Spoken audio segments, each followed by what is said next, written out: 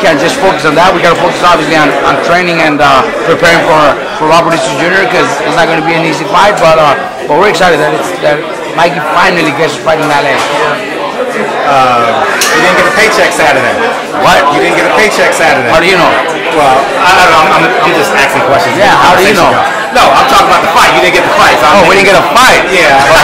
But Jose still got paid. Yeah, I respect that. Hey, I still had 2 on the undercard. I know you did. I got a check. You always taking at least 2. I got a paycheck. A small one, but I got a paycheck. How disappointing was it? It was, bro. The day of the win. Fuck. You know, a world champion, you know, killing himself because they all kill themselves to make weight. Yeah, sure. And we show up to the weigh-in and we learned that our opponent had a hard time making weight and ended up in the hospital. Obviously, we don't wish him, you know, that. We wish him nothing but health, and hopefully he recovers and recuperates. I like his shirt. Where can they get those shirts? He didn't even call me or anything. Could have called me. Mike had me doing stuff. It's fucking with you. They what were we talking about? Oh, okay, yeah. So it's, you know, it is, you know, you're ready, you're prepared, in front of your 15,000 fans. It was very 15,000? Good for him. It was so sold out, bro. It was sold out. It was sold out, bro. Congratulations. It was sold out, and then for him not to fight in front of his fans, it was very disappointing, right? He was, you know, mad. He was mad, and obviously we had to talk to him and make him understand. Things like that happen in boxing. What happens when it happens? I don't want to get too personal, but does the promotion company just give an allowance to the fighter because he made weight and he did his job, or not necessarily, man? Or they just move forward? When the fight doesn't happen, you know, you just walk away and fight you next time. You know, obviously we're lucky now that Bob Arum, you know, loves Jose. He knows how much he brings to that city. So Bob Arum told me personally that he was still going to take care of Jose, which is good. And you know, give him a new date. I believe they were looking into September 14. You know, 2 months later. Just, you know, that's just the way it is. You know, Jose is going to take a week or 2 off and then come back to the gym. Regis Prograis is lurking, is looming. Would you want? He's fighting this Saturday. Yeah, he's fighting this Saturday. I'll be there to check him out. Oh, really? I'm gonna be there, yes. Just to watch him? Well, I have De Leon on that card. Oh, okay, yeah. I have De Leon. I wouldn't go. I wouldn't go just to watch him. Yeah, okay. Yeah, but I'm gonna be there. How good is Regis? I'm gonna see him this Saturday. I've only seen a little bit of when he knocked out. No, I didn't even see that. When he knocked out Joel Diaz Jr. Yeah. I seen that knockout. That's the only I've seen about Regis. But this Saturday night, I'll sit down and watch his fight. Now, why isn't he going to the 140 series? Would you say? Who? Ramirez. Well, because, you know, when I really don't know if even Top Rank's involved, but sometimes promoters have different plans for you. They have other plans, so that's, you know, I gotta respect that too. You know, they have the promoters, and sometimes the promoters are not involved with everything going around boxing. I would love to see everybody able to do everything together, and at 140, imagine all those big fights at 140, or imagine all those fights at 135. That could happen if promoters were to do something together with each other. It would be awesome, but you know, I don't have a call there. Now, Leo Santa Cruz fight, you told me that Mikey hadn't been in the gym first week of June. Right. And Robert Easter's been basically a 12-week camp. Tell me the pros and cons of Mikey Garcia starting camp early June versus Robert Easter full 12-week camp. With Robert Easter, I'm sure he's training like never before. You know, he's in hell of a shape. Mikey, you know, Mikey always in and out of the gym. You know, if it's one of my younger fighters that needs sparring, he'll come and spar him. He always does that. You know, we officially started training camp, you know, early June, but Mikey was already helping Virgil Ortiz get ready for his fight, and you know, Mikey helps everybody out. Mikey's always in the gym, you know, and officially we started at the beginning of June, but Mikey's always in the gym. Sorry, I don't mean to disrespect the event, but big fight coming up September 15th. Canelo Golovkin. Did you see the press conference? And if you did, what did you make of it? I didn't see the press conference. I thought they were not going to do it with each other. Yeah, it was. The one was in Guadalajara, Mexico. And the so they were not together. What do you take? What do you make of that? Of different locations from both fighters and not wanting to meet? Well, one is in Big Bend, the other one's in Guadalajara. It's hard for either one of them to take a flight all the way, so it was not a bad idea to do both of them. You know, I'm sure they were doing through satellite and all that.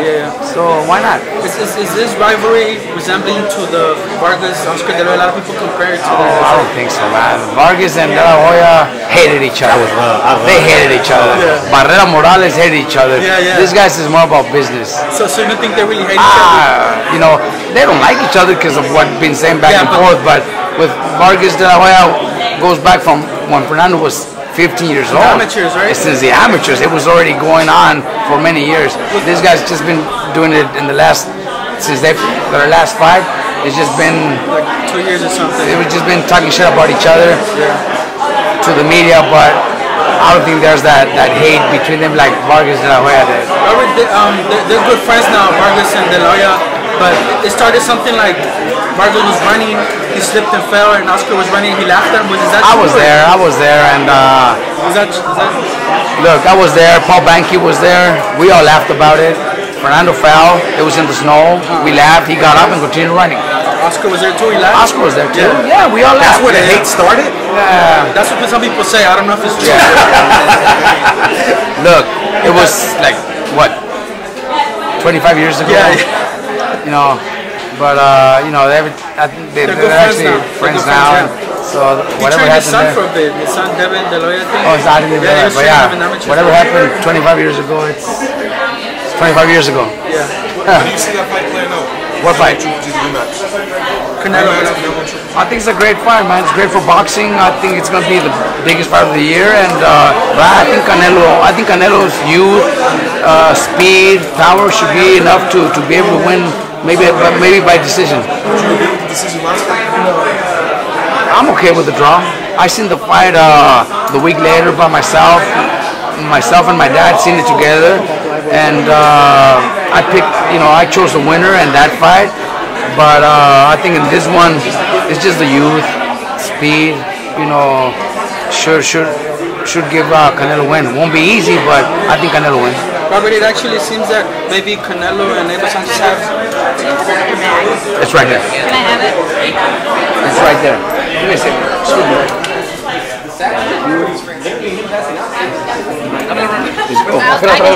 Thank you. It seems like Canelo and Abel Sanchez, that between them is more personal than maybe Canelo. Have you kept in touch in that part of the storyline? Not really. Canelo and Abel Sanchez, they said a few things to each other. Oh, Canelo and Abel. Yeah, like a trainer versus the other fighter. Well, I think it's pretty much like because Triple G doesn't say much. I think it's pretty much like when Mayweather fought Maidana. Maidana didn't understand what Mayweather was saying, so they all told me, well, Robert, you're the one that needs to come up and talk some shit. So I did. Did you enjoy that? I enjoyed it, yeah. So it's pretty much the same thing. Triple G doesn't say much. Everybody knows Triple G is a very quiet, very humble person. So they probably told him, well, you're the one that needs to open your mouth. They told me the same thing when Mayweather fought Maidana. Robert, you know what's crazy is that Mayweather got a chance to retire, walk off into the sunset. Manny Pacquiao's still fighting. I think he's fighting next Saturday. Do you think boxing kind of misses Mayweather to some extent, like the prime years or something? You think there's like a regression? Look, Pacquiao's still fighting, and I think he's gonna become a champion again. I think he beats Batista, and I'm sure he'll probably get another big fight. But at the time of his career, you know, he's probably already thinking about maybe 1 or 2 more fights. Mayweather, you know, he always did what he had to do to become the superstar that he is and the star that he became. Nobody's probably ever going to be able to accomplish what he accomplished, especially when it comes to financially. He very smart when it came to making all that money that he made. I don't think that we'll ever see somebody make that kind of money in boxing. Robert, Mikey was just kind of talking about how he feels he's in his prime right now, that he feels he kind of wants to maximize his window. How much of a window do you think he has in terms of time, you know, when he can kind of just fight whoever without, you know, too much regard to... Mikey's 30 right now, so, you know, and he's not one of those 30 beat-up fighters that, you know, some fighters that are 30, they're already taking too much punishment. Mikey doesn't take a lot of punishment, so I think Mikey could easily do it for another 5, 6 years, 7 years if he wants. It's all up to Mikey. We might see 2 more years of Mikey if Mikey gets the fights that he wants and gets the gets the wins that he wants in 2 years, maybe that'll be enough for him and call it quits. But the way Mikey is and the way Mikey looks, the way Mikey fights, I think we can see Mikey for another 6-7 years. What do you think of this idea of him wanting to fight Spence? Well, look, Mikey wants to fight everybody, and if it's Spence, I'm sure he wants to do it, and we'll probably see it. But I think when the right time comes and it's time to move up in weight, we'll do it eventually. But I think, me personally, I'd rather have him. There's another big fight at 135 where I want to see Mikey stay and compete against and make that fight happen before Spence. Who's that? Who's that at 35? Lomachenko. Okay. Yeah, Lomachenko. Well, I thought she was afraid to say his name. What? I thought she was afraid to say his name. Nah, what would I be afraid?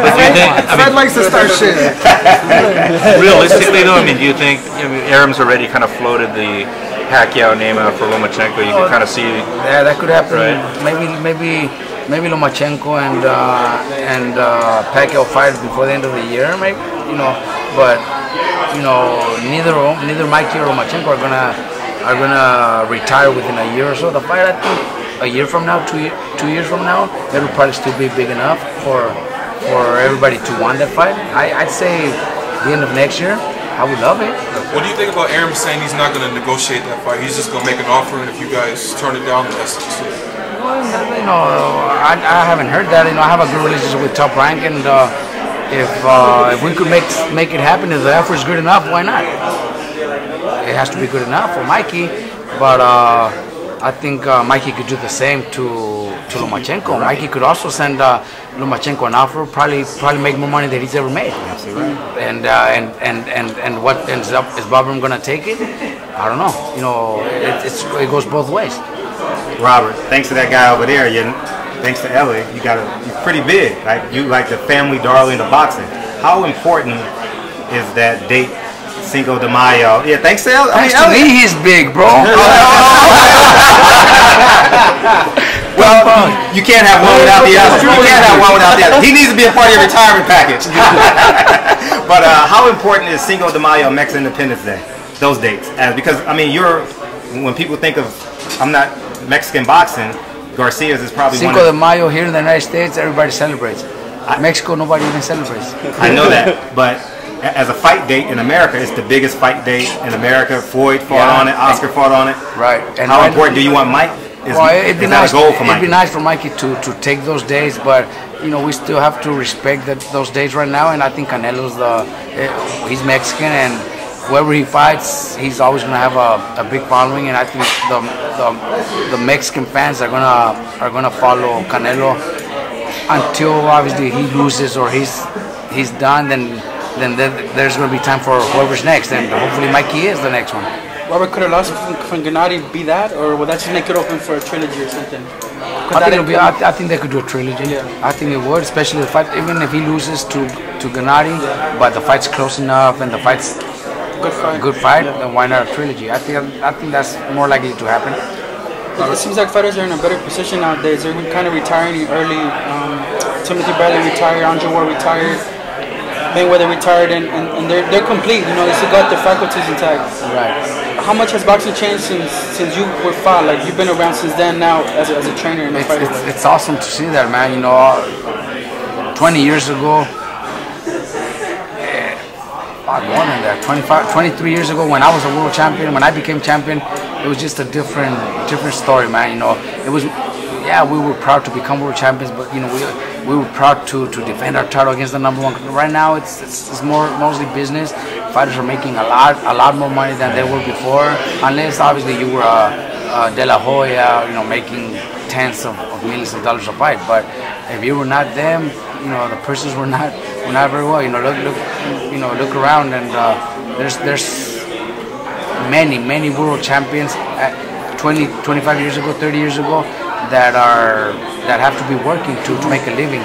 Right now, with the fighters that you mentioned and the way boxing is right now, a lot of fighters are able to secure themselves, secure their families for the rest of their lives, and that's awesome, because you don't see that often, and I'm glad that we're able to do that with all the fighters right now in this era. Speaking of your career, is there anyone you felt you missed out on that you wanted to fight Nah, and was close? I never wanted to fight nobody, man. Nobody. You mentioned earlier Floyd doing what he had to do to become that megastar. Obviously, a lot of that was him just talking in that aspect. Well, I mentioned that because if you want to have Mikey, let's say, fight in 2 days, right, May, September, he needs a little bit more of that notoriety. Not that he doesn't have it now, but Mikey's not a talker. Have you had a chance to just talk to him, give him some advice on what he may need to, not necessarily talk his way into it, but just a little, so that people can get that? No, we've never talked about that, and I don't think, you know, that was Mayweather's style, and everybody knew him since the beginning. I think if Mikey, Oscar didn't talk. exactly, Oscar becomes Canelo, didn't talk, and Triple G's the superstar, Canelo, Oscar, they never really talked much like Mayweather did. I think Mayweather, you know, had to, because you know, his style wasn't very pleasing, and he had to be able to get the attention and get the boxing fans to see him fight. A lot of them wanted to see him lose, but they were still tuning in. Mikey doesn't need to do that. Mikey needs to just continue winning, and eventually, when the right fight is there, takes it and wins it, then that'll make him the big star. How do you balance fighting for a belt versus fighting for money? How do you balance that? Look, when I was fighting, I was proud to defend my title. I was happy to become a world champion. Nowadays, nobody wants, you know, those guys, they're making millions and millions of dollars. They don't want to pay sanctioning fees or anything like that, so they'd rather not defend their titles. They'd rather not fight for the title. That's just the way boxing is. It's a big business, and me being involved, I'm happy with it, because, you know, fighters are making a lot of money. Ruben, that brings me to this question. Jose Ramirez, some people they question him fighting Daniel O'Connor for his first title defense, but I think he kind of deserved that, going back home and making that kind of title defense. But some people would have rather seen him fight, I think, because mandatory is Regis Prograis. What did you make of that criticism? How people said, oh, well, not you pointing that you were proud to defend your title against the best team. Right now, with all the social media and all of you guys, it's so much easier to talk shit and for fans to criticize. But you know, nobody says anything about, you know, I'm gonna mention, you know, best Mexican fighter of all time, Julio Cesar Chavez. He had some great fights in the United States, but then he go back to Mexico and fight guys with, you know, 3 wins, 10 losses. You know what I mean? There was no, well, that was a big fight, but you know, there was times where he would fight guys with losing records, and nobody even mentioned it because nobody even found out about it. So, you know, sometimes the fighters, you know, deserve or earn not an easy fight. They need them. They need those kind of fights. Look, he fought his heart. Jose Ramirez fought his heart out against Amir Imam, and he pulled it off. He fought like a true warrior. You know, he deserves to get a pick'em title defense in his hometown in front of 15,000 of his fans. Why not? You know, that didn't happen anymore, so now we're looking to other options for his next fight in September. Have you ever had a conversation with Eddie Hearn?